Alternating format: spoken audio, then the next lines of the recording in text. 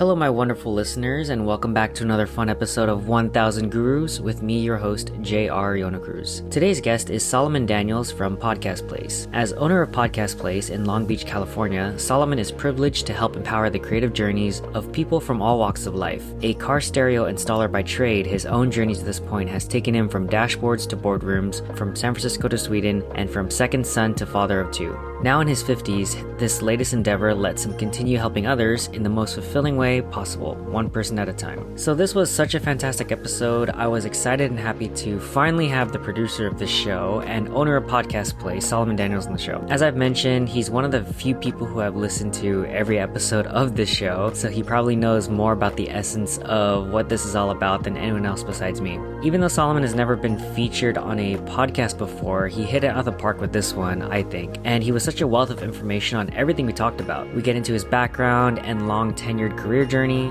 from working at McDonald's to being the editor of a magazine and eventually a marketing expert and now a podcast studio owner. We chat about the evolving story of Podcast Place, all of the lessons he's learned, and advice he has for business owners hoping to grow, start, scale, or find balance as a solopreneur. Solomon was also a fantastic guest because after having helped me produce over 40 episodes of this show and all of our chats behind the scenes and after recording, we definitely have really good chemistry on camera, so hopefully that shows to you guys. So without further ado, hope you enjoyed this episode with Solomon Daniels. Hello and welcome back to 1000 Gurus. Please welcome my very special guest, Solomon. Should I give myself applause? Should. There Please we go. give yourself some applause. How you doing? Nice. Okay. Solomon, I am excited to finally have you officially on the show, even though our viewers might know that you are a part of every production, and we are 5 seasons in, episode 5 of season 5. Mm-hmm. Yeah, it's pretty exciting. How do you feel? Oh, I feel good. I feel like it's been cool watching you do this and go through and interview interesting people. And you're right. You do learn something from everybody, no matter how mundane you think their job is or whatever, There's always something you can learn. It's been a cool experience watching you. Yeah, I appreciate it. I'm glad you enjoyed it. I mean, you're kind of forced to listen to every episode, but I do appreciate it. So I'm glad you like the show. I mentioned this on my mom's episode, but I think probably the only people who have listened to every episode is me, my mom, and Solomon. Yeah. So I think that's a very tight circle. That's true. Nice. As I was saying before, I've been teasing to this behind the scenes with Solomon, but to start off, I have a pop quiz for him. Yeah, so this is actually, you know what? We'll tease that a little bit longer. So let me just go into how I know you first. As I mentioned, I was looking for a podcast studio to record this in last year around maybe September or something like that. And then I was touring around and looking at the available options. And then I came across Podcast Place, which you are the owner of, and you run this whole shop. Yeah.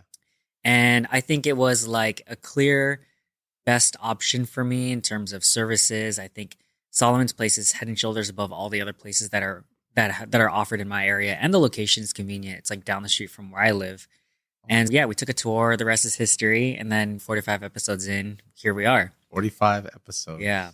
And Solomon is no stranger to having a lot of experience and wisdom that we can learn from. I think you've had several businesses, right? I think you said you have a tattoo. Yeah, I've done several things and I've had several businesses, but I've also had several businesses that they failed or they didn't get off the ground. And I look at those experience points, and that's why you see my my tattoo here. That one with little tally marks. Yeah, I can turn my arm. So it's just an experience thing. I guess I do have a quick question. Yeah. Don't want to say what your favorite podcast is, but I want to ask, how's your experience been? You're the only person I know who runs a podcast studio. Okay. Yeah. Not to get into it too deep, but I'm just curious at a surface level, how's it been these last, was it 3 years-ish? Yeah. To 2001, I think. 2001? Okay. Yeah. So 4 years? Yeah. So how's it been? You've produced a lot of different shows, you've been a part of different productions, and you've heard so many different guests and hosts and topics and stuff like that. Yeah. I don't know. What's the general vibe of someone in your position? Well, the cool thing is you're doing it because you're helping create these dreams for people who want to really just come and do something. And you're taking away all of the hard stuff, right? Mm-hmm. So they can just come in and they can just be creative and they can do that. And so you're seeing people realize their dreams. And sometimes even when I'm doing this, I don't realize how much it means to them.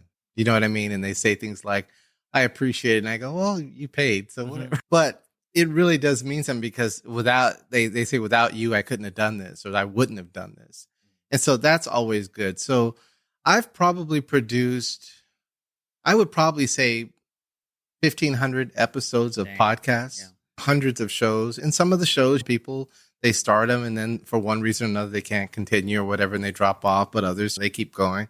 So it's been a cool experience to see it. And Long Beach is a vibrant community of all these different kinds of creators.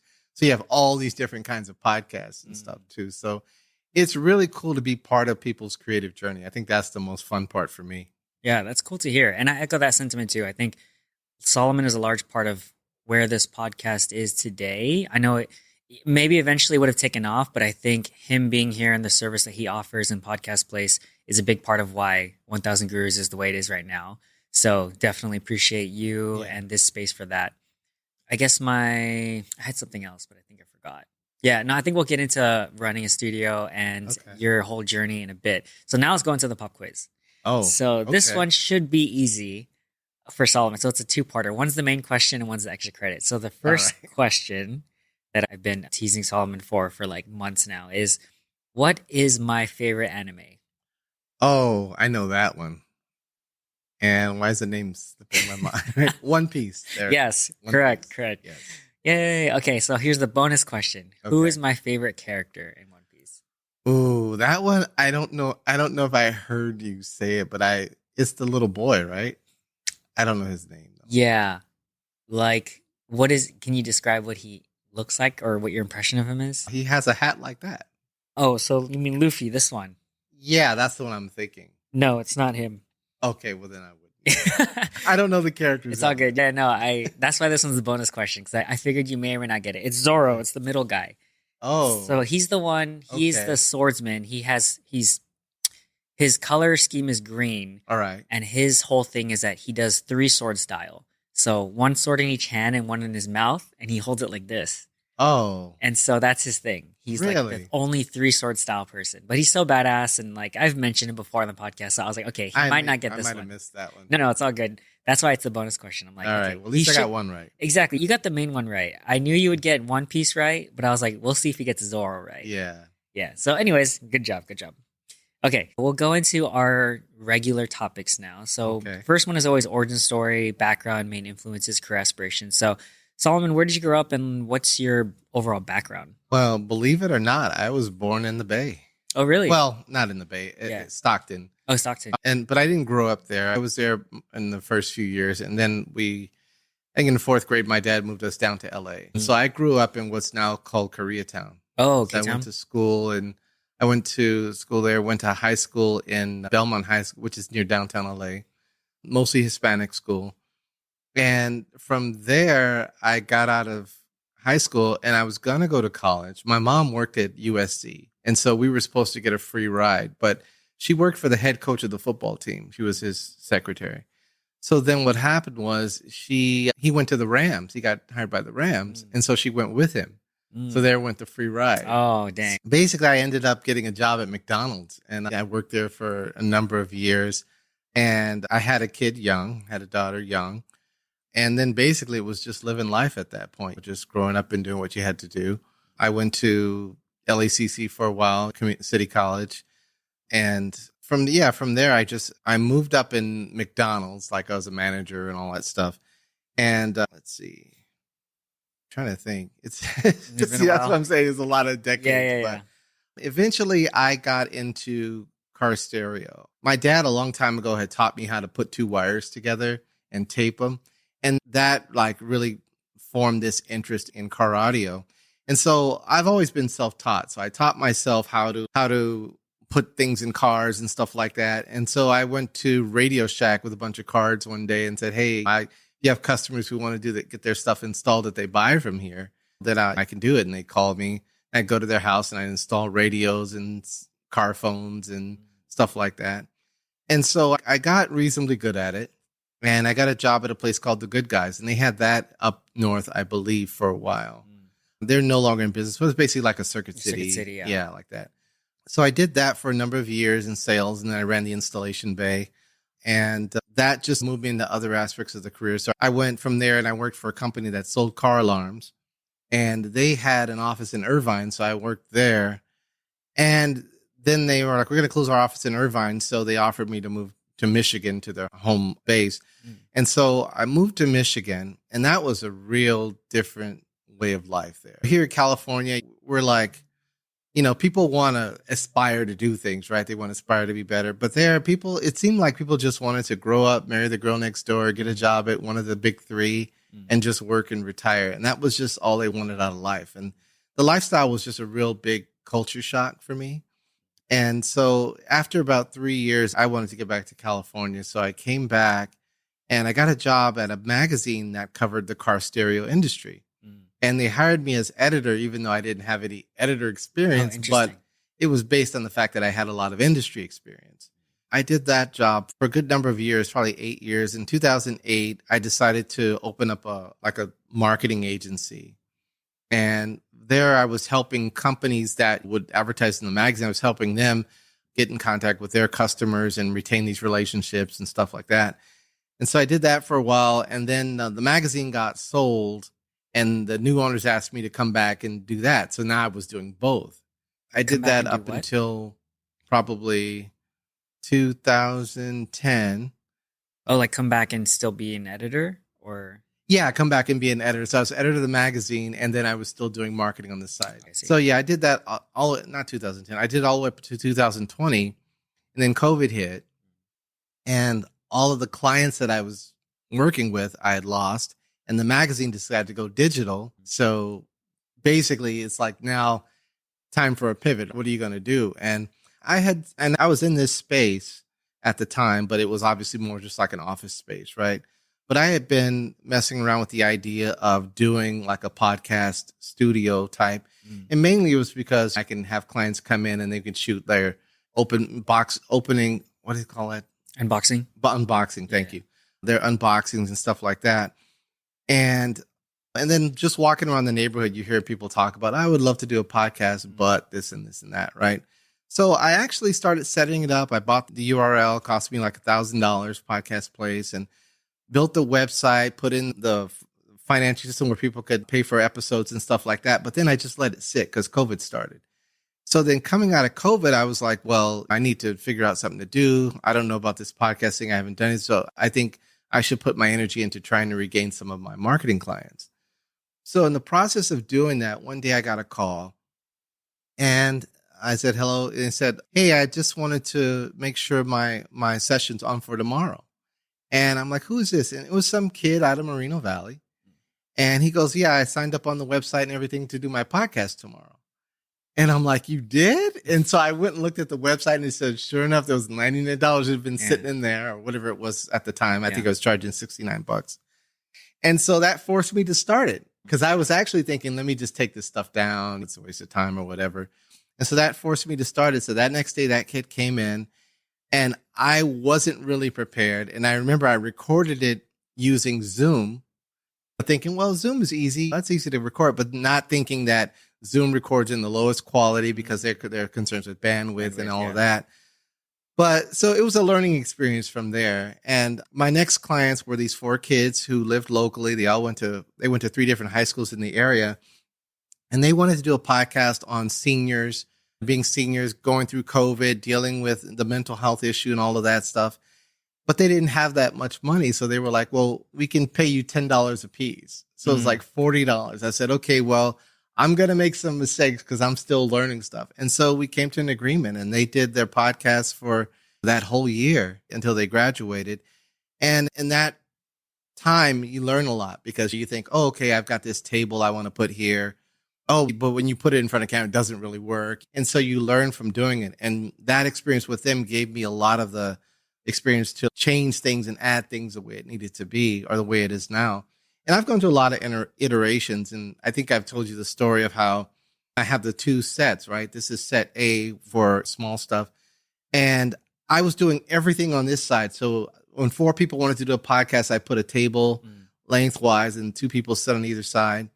And one day these Samoan guys came in and they said, well, we want to do our podcast here. And they were all like 6'5", 6'6". Never, our guests are going to be other Samoan guys because we're promoting the community. And they were all big guys. I'm like, okay, they're not going to fit here. So then that made me take my other side, which was previously seating for clients and stuff from the marketing business. And I turned that into set B. And so that'll sit 5 people or 3 or 4 really big people. And so it just gave me space to do both. And so it was just a process of now taking everything that I had made with all the cameras and all of that stuff and making it work for both sides. So that was a process, but that was probably the funnest part for me though, building everything. But yeah, that's the basic start of it. Yeah. Yeah. That was such a wild journey that you get the TLDR of your own entire like career path. That's cool. Yeah. What I admire about you, Solomon, is that since I've known you and it's only been less than a year, it seems like you're the type of person who likes to iterate, adapt, see what you can improve and make it better. Yeah. I think every time I come in, you usually have something that you're tinkering with or wanting to improve. Yeah. Even since October, you've improved a lot. And going through your story, it seems like you're no stranger to pivoting and going into new opportunities and learning and growing, which I think is great. And then it seems like even just opening up the space, it was trial and error, but everything was created by a demand, meaning a problem came in and then you created the solution as opposed to just like preemptively planning everything out. You're just going with the flow and building on it, right? Yeah. And that's how it is sometimes because you go in with an idea of what you think will work, right? And I'll give you a good example. I put a conference room table in the conference room there, right? His glass table and everything. And I thought, oh, this is cool. And so a guy came in and he sat at the table and he's a big guy and he put his arms on the table and the table slid. Oh. And so I'm like, oh, I need to put some things there to keep so you put these pads under and so it keeps the table in one spot. So it's just little things like that. And even in this area here, originally I had a big flat table like this. And then when 2 people talk to each other, it's very awkward. So then that's why I said, let me get a half round table so they can sit at either sides and they can still face the camera, but still be able to look at each other. And so it's little things like that you just constantly evolve, right? Like, the lights used to face all front, but then they would glare too much on the screen. So now you put them off to the side and put them at angles and you just experiment with it. And one of the things that I tell people is when I originally started this, the thing that I wanted to really have was the ability to have the multi-camera switching. Because a lot of podcast studios, they said they would promote, they've got this super duper camera, but they only had one, you know what I mean? And so I wanted to have that, but I couldn't afford that. So actually, I started with all webcams. And so it was all webcams in here. And eventually I slowly like when people when you said, okay, I want to be able to zoom, you can't zoom with a webcam, at least not when keep the resolution. So then it was a matter of, okay, how do I do it? Well, I went and bought a bunch of Sony A6000s off of OfferUp one by one and eventually just swapped them all out. And so now you get better picture quality. You get the ability to zoom and just really create a better visual experience. But you're right, it's still evolving. I think right now I've got it to a point where I'm very happy with the ability to produce good content, but I'm sure there's some more evolving that's going to come along. Yeah. Are there any things on your more immediate to-do hit list for what you want to improve on or evolve your business? Right now, I think I need to focus on the social media aspect of it. You know, one of the things I want to do is create a video that walks people through the experience of being here, right? Like a virtual tour? Yeah. And because I do studio tours, but I want something where it's online and it's more than just the space. Because if you think about it, like people view this like a music studio. Like the first question is how much per hour, as if all of them are the same. And my big thing is, well, this is a whole different experience. So if I can go online and tell people, and a lot of that too has come from just listening to people, right? The things that they think are important, right? Like you'll hear people come in and sit down and go, oh, I can see myself while we record, or, oh, you can give me messages on the screen. Oh, I can talk to you. It's all these little things, right? And so these are things that I probably didn't value because I'm subjectively involved in this. I'm building and I'm like, well, yeah, duh. But to them, it's a big deal. And so now I want to create something that shows these experiences that, yeah, you can't come in there. There are drink trays by your thing that you can customize your set. All of these things, including now we have the green room with a whole vanity set for everything, with everything you need. So if I can do that, put that out on social media, I would feel like I'm doing my business a service by helping promote it the way it should be and differentiating me from competitors and other things like that. I see. I see. That makes a lot of sense. I think that would definitely be a huge value add.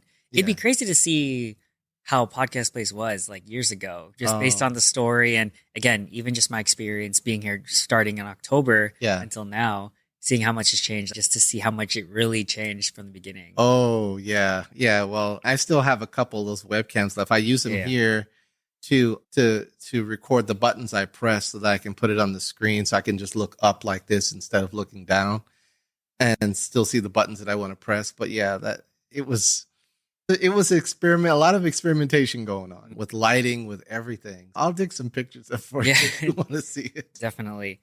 I'm curious to know if you could redo everything from the beginning, or whatever year that you started, with the lessons you've learned now. What do you think you would do differently if you were to go back to square one Now, you're talking about with the podcasting? with the podcast studio? Yeah, Well, it would probably evolve the same way though, because I because mean, things come along, like I said, get better. you think you go by what you think you know, Mhm. and then your audience. It's like with anything, right? You go by what you think you know. And your audience tells you what it's going to be, right? And I tell people that when they start their podcast too, you might think it's going to be this, but wait till your audience chimes in. And I think the process is about the same. The thing is, I really enjoy building, and I think if I had to say, people say, "Well, what do you really enjoy?" I think I really enjoy the process of integrating things and making them work together. You know what I mean? That's always been something that I get something out of. So if you look at the value of the stuff here, yeah, there's some stream decks here, but everything has a price on it. Nothing's overly expensive. The computers are used, the monitors are used, and all this stuff, but it's how they're put together and how they work together. That's what makes it really valuable. That's the whole IP, I guess you could say, in it. So it will still be an evolution process. Now, if you said I had to go do this, go build another studio somewhere else, I guess obviously I would take what I know here. But the fun part of this also is you gotta have some limitations, right? If somebody just said, "Well, money's no object, get whatever Right. you want," there's no fun in that. Right. The constraints are what makes the game Right. fun. Yeah. Right. And so when you say, okay, I got 700 square feet of space and you wanted to have all of these capabilities and then not feel crowded for someone walking in here, Mm. then there's a challenge, right? I've showed you the mini studio we have right here in the little closet area. It's a challenge to build something functional with limited space or limited resources. That's the fun part. Mm. Okay, two questions then. So Yes. for that experiment, if you were to start a new studio, what would be the first few things that you focus on as you build it out? And the second thing is, as a business owner, entrepreneur, manager of the studio, what are some of the core values or focuses do you have when building a business? Well, the biggest thing for me is I can answer the second one first, Sure. I think, is the customer experience. And that's something that I always focused on. And one of the things I told myself is I'm not going to make rules until I need to. Mm. And so when you come in, you don't see any signs that say you're being filmed, know this, know that. And I felt like I'm not going to really put these things in place until I need to, because I want to create that good experience, right? So I tell people don't come in here with more than 2 people if who aren't going to be on camera. But I've had people come in here with 15 people, right? And so what do? You offer them all water and you make them feel at home. You find them seats. You say, hey, you want to watch? You still want to give them that good experience. But that was a big thing, just the experience of coming in here. I want everybody to feel like it's this guy's coming. Oh, it's like Disneyland. I don't want to leave because you got all this equipment and stuff going on. And women feel comfortable because the process of creating, and I tell people this, is even though you're creating something for thousands of people, hopefully, right? The process is still an intimate process. It's still, you're sitting here watching someone bare their soul or step out of their box or do something that they've never done before. And so you have to make them comfortable during that process. And so that's always been the first thing for me. The second thing is to deliver a quality experience, right? Give people more than they paid for. And a lot of that comes from, like I said, anybody can list a bunch of equipment on a website or whatever. And that's why I don't list my equipment, because it's not about the equipment. It's about how you use it and how it's put together to create that cool, unique experience. So those are the important things for me. What was the first one again? First one was the thought experiment of if you had to start another studio, what would Yeah. be the first things or main things you focus on or prioritize? Yeah. And I guess it would be the same. I guess obviously we could bypass a lot of the evolution steps, but depending on that spot. But for this kind of work, the first thing you want to think about is noise, though, right? Because you want it to be reasonably quiet. Here, we're lucky to be three stories up. We get the occasional police siren, but beyond that, it's a perfect space to record. That would be the first thing I'm in looking at a location. Location, right? And then after that, it would be what you want the space to do. You got to look at who are the potential customers. So is it going to be like here we have the 2 seating, which is interview style, or do you want to do a table, or do you want to do a larger thing? And then how versatile do you want to make it? So it would be designing the space and just being able to keep the same values where people can come in and make it theirs. It's not about our branding, and just keep that versatility. I think I'd want to do that. I see. Yeah. That makes a lot of sense. So location obviously is the biggest thing, but you're going to be focused as usual on the whole user experience, yes. right? The UX of it all, Yeah. and delivering the quality service, like you said. Yeah. I think that makes a lot of sense. So I know we talked a lot about business. I'm curious if you don't mind digging into personal life, just to let's humanize you. I think we all know what Solomon's about. He's an amazing dude. I'm not human. Yeah, he's not human. He's just a robot. So you have kids, right? You have 2 kids? Yeah. And you're married? And you said your wife is Filipino, right? Yes. Okay, so that's something that I was like, oh, well, you know this. A lot of my podcast guests are like Filipino. I know, that's what qualified me to be a guest. Yeah, exactly, because you're Filipino, so you check one of those boxes. Or you're Filipino by marriage. Yeah. Well, how old are your kids again? I know you said one of them's in college. Yeah. My oldest daughter, she's 37. Yeah. And my youngest is 20. And yeah, she goes to Berkeley. My oldest daughter works in the veterinary field. She runs a hospital. So what was it like being married to a Filipino woman? Because I'm sure you have some familiarity with the nuances of Filipino culture. Yeah. Well, my mom was half Filipino. Oh, okay. Well, that's more lore that I'm learning then.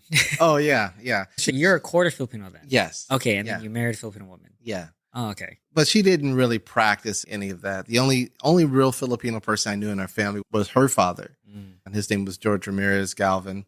I don't know where from the Philippines he came from. I guess I could look one day. But marrying a Filipino woman, she came here when she was about 14 to the U.S. And so she was pretty Americanized, I guess, already. I said where she came from. She said everybody there speaks English and all that. So it's been cool. I wouldn't say she was traditional. She didn't like cook dinner and all that stuff. I mean, we ate out pretty much. I guess we eat out a lot, but she will go to the Filipino place and get the best stuff and all of that. But yeah, it's been all right. I'm trying to think if there's anything uniquely Filipino about her, but yeah, her mother's very Filipino. Oh, I see. We had to do a lot of that. Like I go over there and help her put stuff together and fix her computer and do things like that. Do they have like a big family on her side? No, they don't. Actually, they came here. She has a brother and he lives up north in San Francisco, and the father passed away. So it's a small family here. And so maybe that's why it's not the traditional Filipino big family. Because I was going to ask if you've been to like Filipino parties where it's like a bunch of people and everyone tells you to eat and you have to eat all this food because... Now, I have, but not because of that. It was before I was married. I used to go to this church, Iglesia Ni Cristo. And if you're from the Philippines, that's one of the larger churches. Okay. And so there, of course, most people are Filipino. And yeah, you get a lot of, brother, eat more. And so it's like you can't just go home after church. It becomes this whole day process because people are eating and you're doing different things and being part of the community. So that was really fun. Yeah, it's interesting. So now, yeah, you're part of the Filipino. We accept you, Filipino culture. Okay, let's see. We went over your career kind of journey. Did you have any aspirations? I know you were doing a lot of things and it evolved over time, but when you were younger, maybe in high school, did you have any sort of aspirations that stuck out to you? Well, I had the thing that most kids do where the teachers say, what do you want to be? And you say something that impresses them. Oh, yeah. So I think... What did you say that impressed them? I told them I wanted to be an aerospace engineer. And I was like... But there wasn't anything about aerospace engineering that you liked? Space. Okay. I mean, the word space was in it. That was it for me. I'm a sci-fi nut, so... my head's always in the clouds. I'm always listening to an audiobook about space travel or military sci-fi or something like that. Yeah. But my aspirations, I think, came after high school. Just even when I was working at McDonald's, it was always about just trying to get in someplace and prove that you can be better, right? Mm. And a lot of that comes from being Black in this country, though, because you go into places and people think you can't do something. And so you always feel like you have to prove yourself just to start at the starting point of everybody else, right? And so you find yourself in a lot of spaces where you're the only Black person in the office area or the only Black person doing this or that. And so it's always that it's a cultural gap, and it's just people don't understand that it's harder for you because whether people believe it or not, there are limitations to people try to place limitations on what you can do. And so for me, that's always been like something that pushed me a lot. And even in starting a business, it's not just starting it, it's making it the best, making it a unique experience. And so that's still there. It's always going to be there. You just understand where you're at culturally in this country, and you just try to make the best of it. You try to do the best you can. Yeah. So I'm curious, if you were to go back to high school, Yeah. so it's the thought experiments, right? Yeah. And now knowing what you know and knowing your personality, your self-awareness, Yeah. if you could choose a major and pursue a sort of different career, I don't know, engineering or actual aerospace engineering or something different, what do you think you would want to do, or what do you think you'd be good at? Coming out of high school, I think I would go to college because I didn't. I would definitely do that. Do you know for what, or what you might be curious in studying? It would probably have something to do with electronics or aerospace engineering, just because that was really my interest in terms of just the whole idea of going to space and being part of that whole movement. It would probably be that. But I think too, I would kiss the girl Lori, who I had a crush on. Oh yeah, you go back to that, kiss the girl, and then also maybe engineering. Yeah, if I had to do it all again, I would show some guts and tell Lori something. But anyway. I think when you say that, like wanting to go to space and maybe aerospace engineering or something like that, being an astronaut, and strangely enough, I feel like that vibe fits. You built this whole place. You're like a tech guy, electronics and whatnot. I feel like you would be one of those in that sci-fi space movie, and then part of the crew, and you're like the technician sort of guy who wires everything and makes sure everything's like kosher. I feel like you would fit that role really well. Yeah, maybe. Of course, I'd want to be the captain, though. Okay, yeah. A captain with a lot of technical knowledge and people skills, right? Yeah, well, that's how I always feel like, even in here, like if I could show you how to operate this because it's designed to be simple, but you have to design it first and know everything about it before you pass it on to other people, right? So that's how I put things together. Yeah, that if I'm a spaceship captain, I probably build half the ship at that point. I can see that because you do have, it seems like you are that mix of technical knowledge, but also the people skills that I feel like are important for a captain. Yeah. Okay, so we covered a lot so far, but I guess just to refocus on being a business owner, because I have some pre-written questions here. Okay. What are some of the toughest challenges that you faced running a business, and what do you feel like has helped you the most along the way? Well, I think the toughest challenge is, number one, is knowing where your resources are. Because for the most part, anybody who gets into an entrepreneurial space that they're not taking over from somebody else, you're going in with more emotion than anything and more something you want to do this thing, but you're not going in with a lot of business knowledge, right? And so you go through the basic steps and later you find out, oh, I should probably hire an accountant or I should have a tax guy or whatever this is. But yeah, you're starting with just a lot of your emotion and your excitement to do it. And then you got to backfill that now with the actual knowledge to run a structural business, right? And a lot of that includes customer service things and things like that. But another challenge for being a business owner is your time management. It can suck your whole life. It can take your whole life because if you think about it, every time you wake up, if you got a regular job at 9 to 5, right? If you know you got to be at work at 9, you know you can get up at 5, you can go to the gym, you could do this stuff, right? But when you're a business owner and you wake up at that 5 o'clock, you go, there's something I could be doing there. There's something I could be changing, fixing, improving, whatever. And it's always that, right? Your time on weekends where you be home Sunday, just relax in front of the TV. You're thinking, wow, I could go fix that thing at work, or I could go program this to do that. And so then you're always here, or your mind is always here.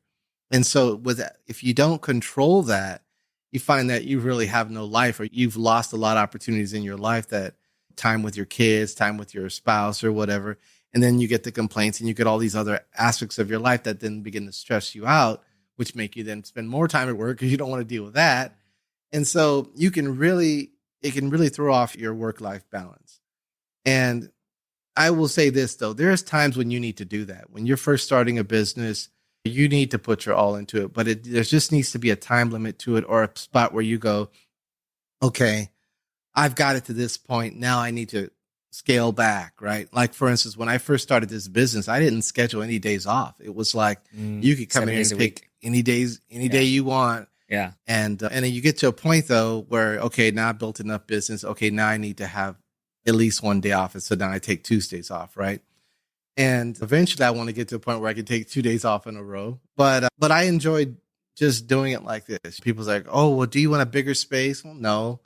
You need to hire a bunch of employees? Well, not really. I enjoy the business. I enjoy the personal interactions with the creators. I enjoy being part of your story. But yeah, I got off a little tangent. But yeah, I think time management is one of the biggest things. Yeah.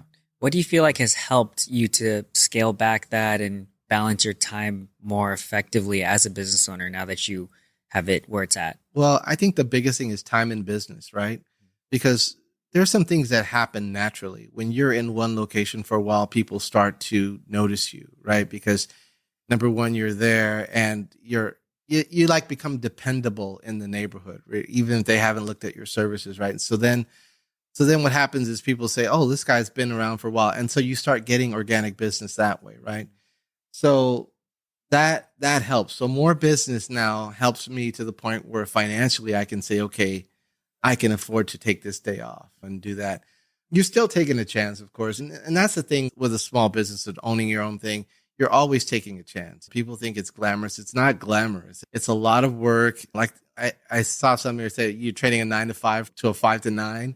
It's like that. You're just constantly working or constantly, because especially when you're a solopreneur, as they call it, like me, like you're the visionary, but you're also the guy who has to implement everything. And then you're the guy who has to sweep the floors at night and refill the refrigerator with water bottles and put Reese's in the thing. All of these things, you'd have to do all of these pieces.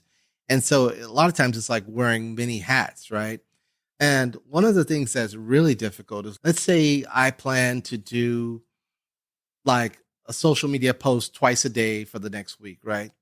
And so that's my plan, and I'm going to be the one to implement that plan. But then something happens. Let's say a client who was supposed to pay you didn't come through or whatever. Now you're worried about how you're going to pay the rent this month, or what do you got to do this?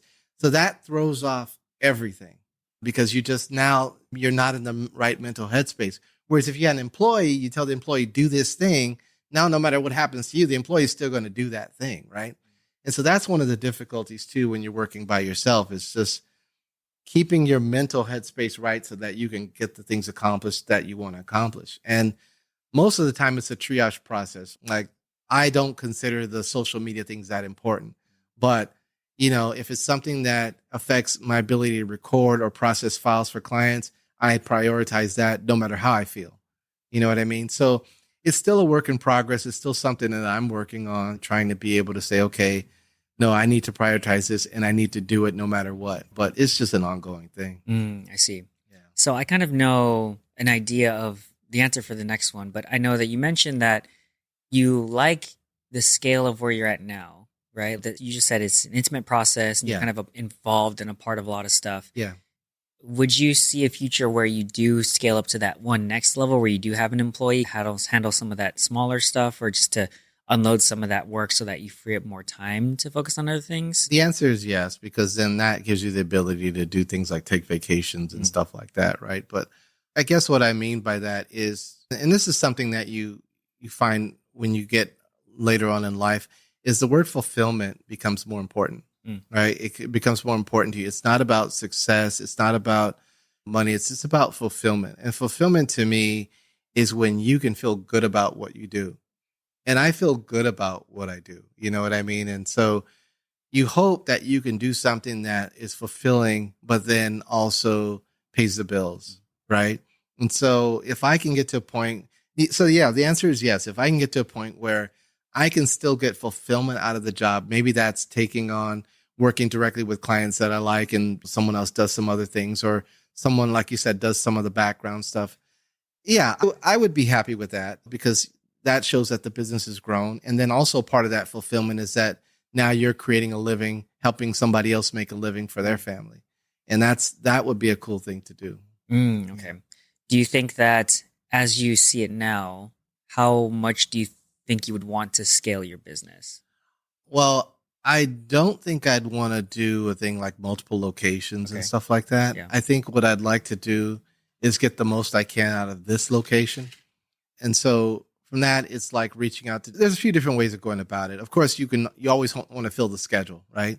But you can also do things like create programs for people who podcast at home and just coming off as sort of like an industry expert saying, okay, here's a series of videos or workshops on how to create your own thing or whatever. So there's ways to make money in that. I've thought of a podcast that I want to do here, and it's a podcast about podcasting, you know? And so I have some ideas there as well. And then, of course, you can have people who can help you with that kind of stuff, but it's making the most out of what you've already built. And when you proceed in life, you'll find that that's where all your best opportunities are going to come, with leveraging what you already know, the experiences you've already had, the people you've already met. That's where all your opportunities are going to come to grow. When you have to start over, that's crazy.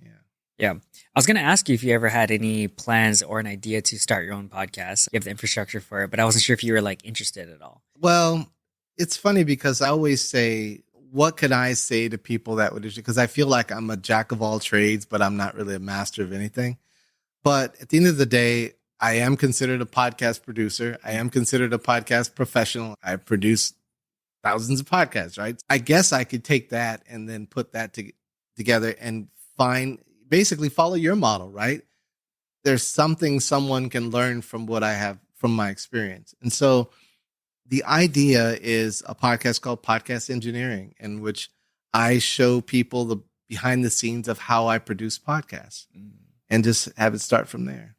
So that sounds interesting. Yeah. And so it's one of those things, I put all the pieces together. I just need to launch it. I just need to do it. Yeah. Know? I mean, if anyone's in a position to launch a podcast, it's you. Well, yeah. I mean, right. It's not like I'd have to pay for anything. Right. And you know exactly how to do it. Yeah. The thing, it's always though, like I don't make a lot of commitments in my life, because when I make a commitment, I stick to it. Right. Same. Yeah. And so, once you start, you're making a commitment. So I just need to be able to be sure that I'm going to be able to fulfill that commitment once I start. Yeah. Perfect. Okay. Last question on this topic is, do you have any general or specific advice for other wannabe business owners, entrepreneurs who want to get into the field? You have a lot of experience from various different fields and areas and your own life. Yeah. Anything you want to pass along as advice? Well, if you're starting a business, I would probably say one of the first things to do is get somebody to help you manage your finances. And just make sure you have a really good bookkeeper, somebody who can help get you online, because a lot of businesses run into trouble because they don't prioritize that part early on. And I ran into this same trouble. And the next thing you know is a year down the line, you owe the state $800 because you didn't know you have to pay them every year if you have a corporation. There's all these little things you didn't know. And rather than you spending time to do all of that, because then that takes you out of what you're good at, you find somebody who knows that stuff, that tells you, okay, you need to do this, you need to prioritize this, and they stay on top of all of that for you. And it's just one less headache you deal with when you go into growing the business and buying equipment and things like that. It also helps you just really stay like within your means, what your capabilities are in growth. You're not just out of control going, well, yeah, I made $100 today. I can spend 90 on this new piece of equipment. Because again, a lot of entrepreneurs are driven by just the excitement of being in the business, and they're not really thinking about that. So I would always say that's the first step for anybody. It's good advice. Asking for a friend, but do you have any resources or where people can start if you're looking for a bookkeeper or someone to help with their accounting or finances, set it up? Recommendations? I can tell you where I failed. I failed at Craigslist, though. Okay. I'm sure there's some resources out there. I don't know if Angie's List covers that kind of stuff, but what I would do is look around the neighborhood, because someone local. Yeah, because number one, you're gonna want to create that relationship with somebody. So I don't necessarily like the online stuff. I'll look around the neighborhood and find somebody.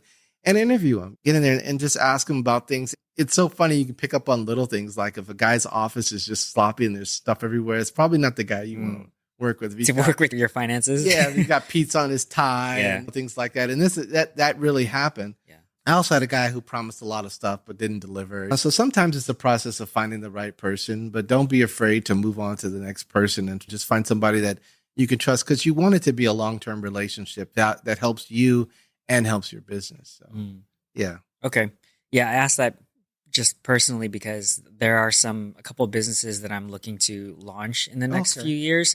And finances, I've been watching a bunch of YouTube videos on bookkeeping for solo businesses, like solo proprietorships and whatnot, just to make sure that at least I have a general knowledge so that when I look for someone to help with the finance side, at least I'm not being sidelined with or sideswiped with something that I don't really know anything about. Yeah. You know what I mean? So yeah, I'm in that process of, I have the idea. I know what I'm going to do infrastructure wise, but I do want to get the finance piece down from the beginning. And that reminds me of another tip for people is when you start a business, you want to focus on the things that you're good at, and the things that you're not good at, you want to let somebody else do it. Right. So if I'm doing this and I built my own website and people go, oh, well, can you build my website? Right. And they say, oh, I'll pay you this or that or whatever. It's a good idea for you just to stick to the things that you're good at and just you know what? I got a friend who builds websites, blah, blah, blah, and just send that off. So just stay focused on the things that you're really good at. I would tell people that. Right. It's good advice. Okay, Solomon, it's time for rapid fire. Are you ready? What? Wait, I got through. Got through the interview, huh? You did. We are at 50 minutes now, so it's about that time. All right. Is there anything else that you want to throw in there? No. I think it flew by. I was like, wow, we're already at time. So. Oh wow! Yeah, look at that. Yeah, I know. It was just, and I barely looked at the questions. I was just going with it. Okay, rapid fire then. First question, it's coming. Billboard question. If you could put up a sign for millions of people to see, what would it say, metaphorically? I know, not sit up straight. Yeah. Which was the best one, but yeah, that was really good. Yeah. Yeah. I would say believe in yourself. And I know it sounds corny and cliche, but I would say that. Believe in yourself. Do you feel like that's the most important thing people need to hear? Yeah, I think so. Because I think nowadays too, especially with the way things going on, people need a sense of self-empowerment. I think people are too concerned about what's being taken away or what they can and can't do or what they're being allowed to do. And I think it starts with believing in yourself. And I didn't come from a poor family, but we didn't have many opportunities either. And a lot of what I had to create for myself. And so I feel like if I can do it, anybody can do it. What is one of the hardest challenges you faced in your life, and what did you learn from it? Hardest challenges. People stealing your Reese's? Or your dog bowls. Oh yeah, people coming in. They think the Reese's is a snack where they could just eat them all. I think a lot of challenges are in starting this business, and just what I mentioned about the financial side of it. I didn't prioritize that, and so it cost me problems later on. It cost me opportunities later on where you can go out and get business loans, things like that. If you don't have that stuff lined up right, it can hurt you later on in business when you're trying to grow. Makes sense. Self-inflicted wound. Do you have a story about something that's gone wrong in your life and it's your own fault and you can't blame anyone else? Ooh. Well, I could say the same thing, but I'm going to see if I can have something different. I would say not going to college. I think that closed a lot of doors for me. And the thing that I'm seeing is you hear about all of these guys who like went to college for a year or two or whatever. They started a company and all this. It's not just finishing. It's the relationships you can create while you're there, the people you meet who are in the same alignment. So I think that's one thing that I could have done, but I didn't do. I think that's true because they say college, especially graduate programs, not the highly technical ones that you need like medical school, right? But the value in that, like going to Stanford, for example, it's in the network. It's not necessarily in what you learn. Because you can learn anything, anytime, anywhere. Right. But it's the networks of saying, I'm in this alumni network or whatever. And those connections and the experiences, like you said. Right. Yeah. Makes a lot of sense. If you could redo one thing, what would you do differently? Anything we didn't mention already? I can redo one thing. Oh, I think I would spend more time with my mom.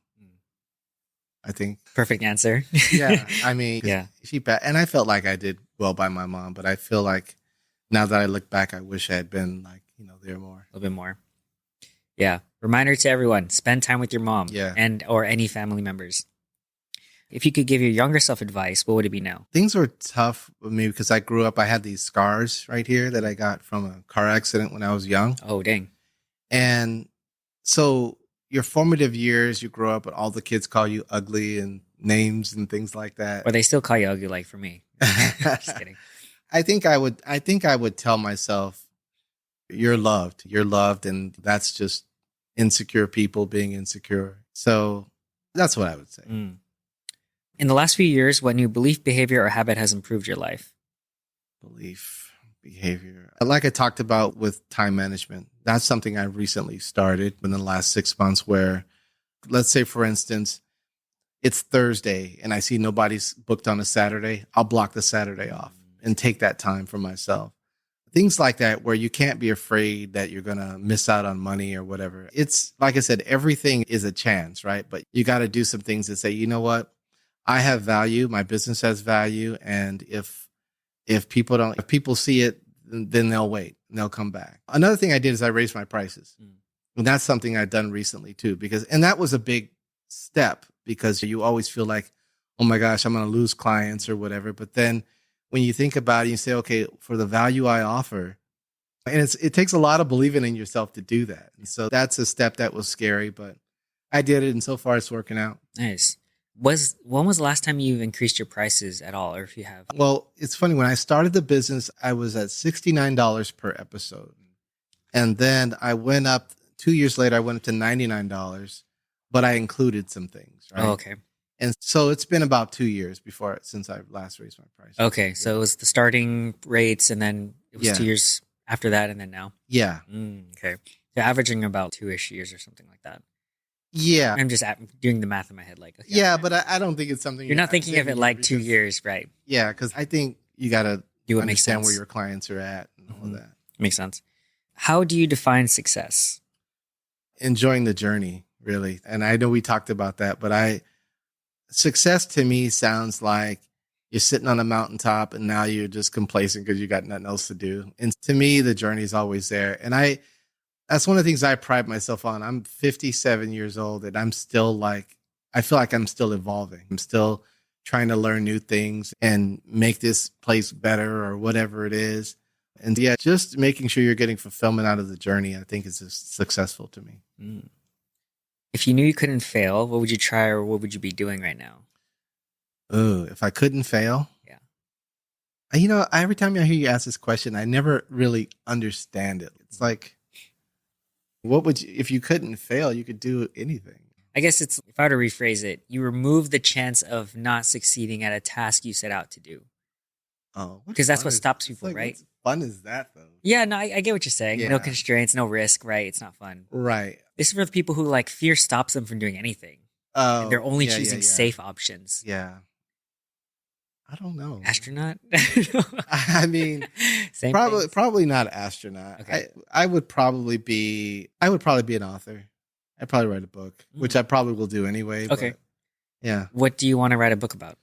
Some element of my experience. I haven't really worked it out yet, though. Just some element of my life experience in a way, not in a biographical way, but just in a practical way that can help people.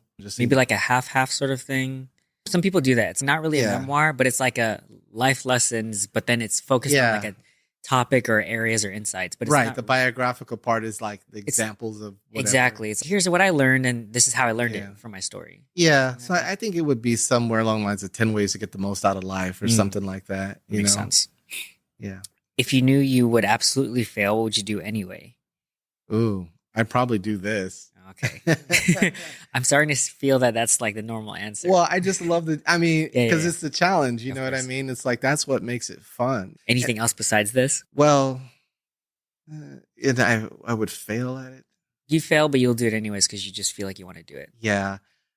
Like I said, just anything that allows me to just integrate things and put things together to make them work a certain way for somebody. I think that would be it. I don't know if I started a company, I don't know what I call the integrators or something like that. Oh, I see. Right? I see. Yeah. So I think that's what I just get the most enjoyment out of, just making things work. I like that. What is something you've been pondering a lot recently or deeply? Well, to be honest, you can't help but ponder the whole political thing right now that's going on, and just it's like you're trying to balance what's right for the country with what's decent for the humanity in the country. And I think there's no middle ground right now. People are just on one side or the other side of that. And it's hard to see. You want your country to be good and safe and all of that. But at the same time, you have to understand where you're at today. And you can't just say, well, we're just going to make it this way and just think you can just rip everything down, rip everything apart. You have to gradually work toward that. And I think there's a certain level of sensitivity that needs to be had by the people in charge right now. But that's, what's been on my mind lately. Yeah. Do you have any favorite hot takes? Not necessarily about politics. It could be about anything. One Piece suck. No. Whoa. Canceled. No. Scrapping this episode immediately. Hot takes. Yeah. Now that means something that you think maybe most people won't agree with or necessarily think is true, but you think is true. Oh. That's how I phrase it. Okay. Star Trek was one of the best TV series ever. Really? You think people don't think so? I think a lot of people look at it as campy or whatever, but yeah, to me, it's just like I grew up, Captain Kirk was like my dad. Yeah. It's just like, and it's amazing though, when you look back and think it only ran 5 seasons. Really? Yeah. In my head, it ran for like decades or something. Yeah. And it was 5 seasons. Why does it feel like it's been longer? Because the Star Trek marathons used to come on Thanksgiving. Oh. But yeah. That includes the different captains? No, just the Star Trek show, the original. Gotcha. With William Shatner and Leonard. That's Nimoy. Captain Kirk. Okay. And then, so the other ones, that extends beyond 5 seasons? Yeah, those are like spin-offs? Yeah, spin-offs, right? Oh. Star Trek Next Generation and okay. Deep Space Nine. Maybe that's why Voyager I feel like it's deeper, kind of like Star Wars, where it's like the lore is deeper than just the 3 original or something like that. Yeah, but Star Wars, well, yeah, you're right. Because Star Wars, it's the movies and the new movies, and then it's the cartoons, and it's all the other and then series. it's all the legends, like books and other media, comics and everything. Correct, yeah. So, I don't know. It might not be that hot of a take, but I just had people look at me, Star Trek, why not Star Wars? And like, well. I see. I feel like I don't doubt that Star Trek is beloved. I think in my perspective, I think people who just don't like it are more just separated from it and just don't know anything about it. But people who know about it, I feel like they like it. And I'm like, that's fair. I don't knock you for liking it. Right. But I don't know anything about it. So that's why I don't. Right. Yeah. But okay. That's fair. I like Star Wars, but I don't think those are the same thing. Like those are apples and oranges. But I get why they're always put in the same conversation. Yeah, well, because they're both sci-fi and they both have star. And they both have cult followings. Basically. Exactly. Yeah. Right. What is one of the best or most worthwhile investments you've ever made in either time, money, energy, etc.? Well, recently, the smartwatch, because most of the time when I record, I got to have my phone on silent, right? And so you get all your friends and family and everybody, how come you never answered my phone call? Because I don't remember to look at it. I don't remember to take it back off silent and all of that. So I just leave it there. But with a watch, I can see when people text me. I can see when somebody's at the front door. I can let them in from the watch. So it's been a really practical benefit to having it. Yeah. What kind of smartwatch do you have? Well, I have the Samsung phone, so I got the Samsung watch. Okay. Yeah. Just curious. I am an Android person. Nice. Okay, well, that's investments. But now the next one is favorite recent purchase in the $50 to $100 range that has impacted your life the most recently. $50 to $100 range. Relatively cheap. Doesn't matter the price. I know. Let me see. Looking around. He's like, no, everything I buy is expensive. Well, no, it's not that. I just can't think of something that's impacted my life. Well, you know what? The case for this phone. The cool thing about this is it allows me to keep the pen, and it has a stand. So when I go to eat, I can watch a TV show because it folds like this. Yeah. Oh, that's cool. Yeah. So this stand was less than $50, and it was a real life changer because now I don't have to ask for an extra bottle of ketchup to put my phone against. Yeah. No, I think phone cases, especially the really functional ones or ones that work for you, I feel like are good buy. Yeah. And it's not anything good looking. I bought it purely for the function. The functional. Exactly. Yeah. I'm right there with you. All right. Last rapid fire. Favorite books, movies, videos, articles, or any media that you share or recommend the most? Well, I listen to a lot of audiobooks. I can tell you, though, that I don't do self-help at all. My thing with audiobooks and even TV for the most part is my escape, right? So it's my enjoyment.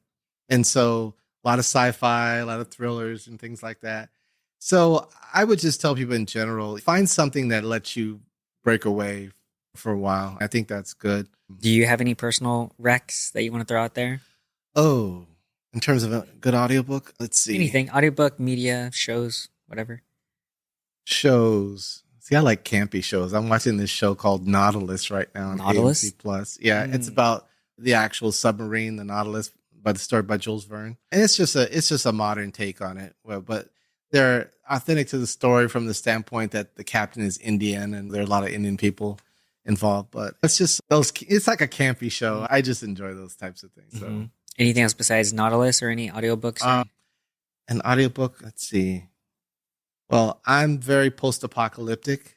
So there's a series called Helldivers, which I would recommend. And think of this, the world has been destroyed by a nuclear explosion, right? And there's this constant storms and everything, and all these mutated creatures that live on the land, so people can't live there. So survivors live in these airships. And basically they dive down to certain places to get supplies and everything and then go back up. And of course they have adventures because they're running for their lives down there. And so that's why it's called Helldivers, because they're diving into hell so that humanity can survive. And so it's a series of books where eventually they find land and decent land, and they're trying to get Earth back the way it was and all of this other stuff. But yeah, just a really good series of books. How many books in this series, and do you know the author? Ooh, I can find the author, but you can just Type in Google Helldiver. it. Yeah. Yeah. Do you know how many books it is? I think it was 8. 8? Yeah, I think it was 8. But yeah, I'll have to look that up. Okay. Yeah, no worries. I'll link the first book in the series and then you guys can check it out. All right. Solomon, that is it for Rapid Fire. You made it. We got to the end. Exciting. All right. Well, let's go into ending questions as usual. So gratitude. Shout out to my mother who was here. Solomon, what are you grateful for? It doesn't sound corny. I'm grateful for you. Thank you. I'm grateful for the people who have come here and shared their goals with me and let me be part of their journeys. I'm really grateful for that. Nice. Yeah. And do you have any final ask from the audience or any final takeaways you'd like them to have from this conversation? I would say don't let anything stop you. Have dreams, but be smart about going about it. Know the tools you need to succeed. But the biggest thing is just keep going. You get a lot of those motivational messages on the days when things aren't going well and you're going, maybe I should stop this. And somebody sends you something that says, you just keep going. Or you see that goofy cartoon where the guy's digging a tunnel and he's always at the end and he gives up. And the goal is just right there. And so that always keeps me going. Keep going. Don't let anything stop you. Nice. Okay, Solomon, where can people find you or check out what you're up to if they want to connect? I don't have I don't have personal social media, but I do have Instagram for the studio. And so that's at Podcast Place, just like it is, no underscores or anything. And take a look there. And then, of course, our website is podcastplace.com. And like I said, I'm going to be trying to focus on this social media. I want to do this tour. And so just stay tuned for some new content that'll really give you an insight of what it's like to do your podcast here. Nice.